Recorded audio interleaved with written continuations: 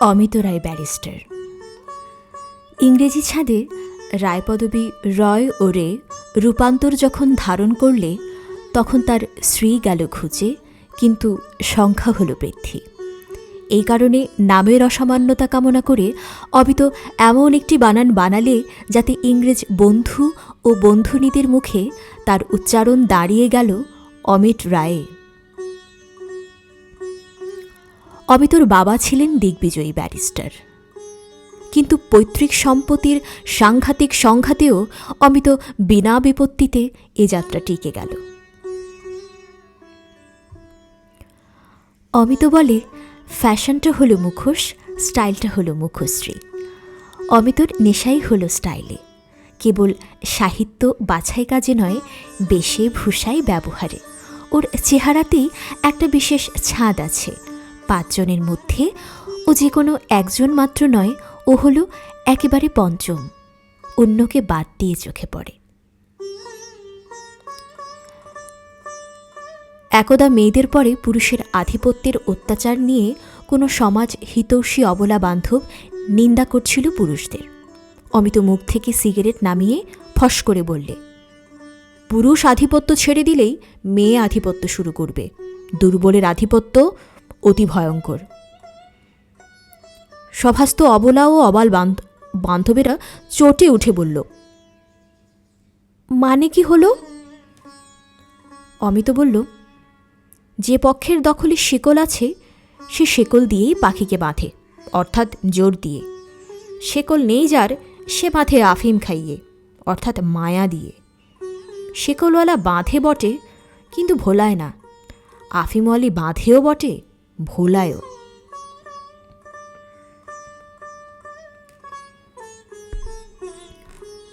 অমিত বেছে বেছে শিলং পাহাড়ে গেল।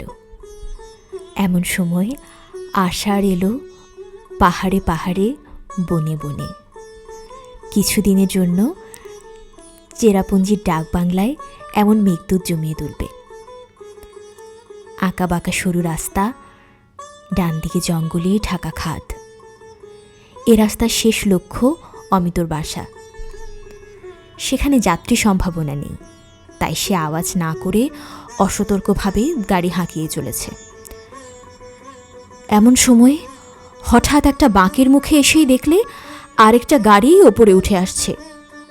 পাশ কাটাবার জায়গা নেই, ব্রেক কষতে কষতে গিয়ে পড়ল তার উপরে। পরস্পর আঘাত লাগলো, কিন্তু অপঘাত ঘটল না। অন্য গাড়িটা খানিকটা গড়িয়ে পাহাড়ের গায়ে আটকে থেমে গেল।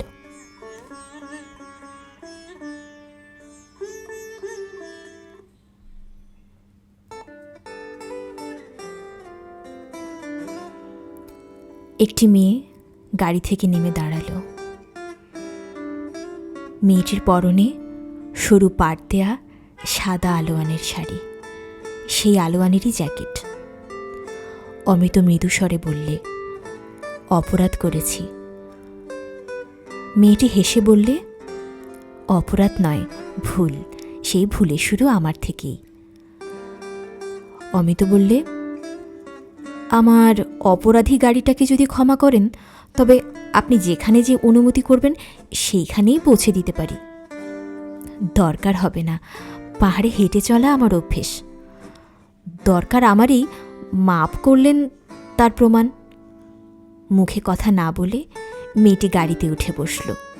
তার নির্দেশ মতো গাড়ি পৌঁছল যথাস্থানে। মেয়েটি গাড়ি থেকে নেমে বলল, কাল যদি আপনার সময় থাকে একবার এখানে আসবেন, আমাদের কর্তামার সঙ্গে আপনার আলাপ করিয়ে দেব। বাড়ি ফিরে এসে ওর নোট বই নিয়ে লিখতে লাগলো অমিত।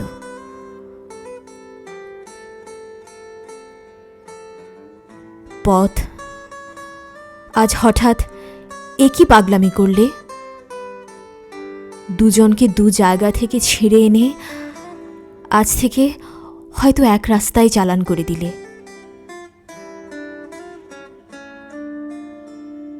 বাইরে বৃষ্টি পড়ছে। অমিত মনে মনে বলে উঠল,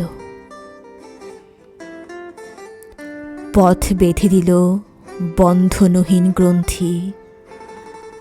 আমরা দুজন চলতি হাওয়ার পন্থী।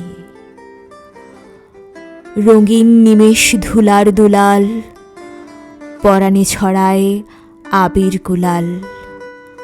ওড়না ওড়ায় বর্ষার মেঘে দিগঙ্গনার নৃত্য। হঠাৎ আলোর ঝলকানি লেগে ঝলমল করে চিত্ত। হঠাৎ আলোর ঝলকানি লেগে ঝলমল করে চিত্ত। নাই আমাদের কনক চাপার কুঞ্জ, বনবিথিকায় কীর্ণ বকুল পুঞ্জ। হঠাৎ কখন সন্ধে বেলায় নামহারা ফুল গন্ধ এলায়। প্রভাত বেলায় হেলা ভরা করে অরুণ মেঘের তুচ্ছ। উদ্ধত যত শাখার শিখরে ররেন রণগুচ্ছ। উদ্ধত যত শাখার শিখরে ররেন রণগুচ্ছ।